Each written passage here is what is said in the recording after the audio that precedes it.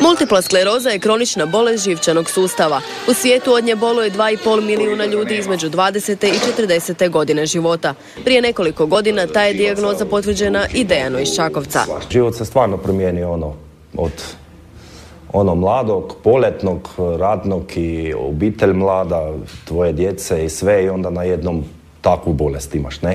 Mislim, stvarno je šok, teški šok, ali ajde, treba preživjeti. I preživljava, što više odlično mu ide zahvaljujući interferonu koji koristi. I evo sad godina i 8 mjeseci, ja nemam, hvala Bogu, nikakve nuspojave, normalno radim sve. Uopće na bolovanju nisam bio jer nisam imao potrebe, znači bilo mi je sve ok.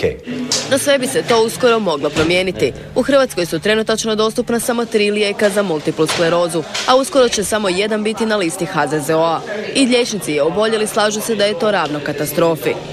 Bojim se čak i pomisliti da se to može zaista desiti, ja još uvijek ne mogu vjerovati da toliko ministarstvo je ovog trenutka išlo daleko, da se nije konzultiralo sa ovakvom jednom krovnom organizacijom.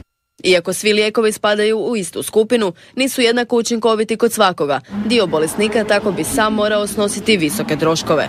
To ne znam, mislim, plaće su takve kakve jesu i sad to, ne znam, za kruh ne bi imao jednostavno.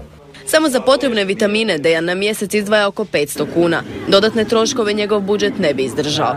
Ako nadležni ne promijene odluku, oboljele bi morali izdvajati većini nedostižnih 6.000 kuna na mjesec.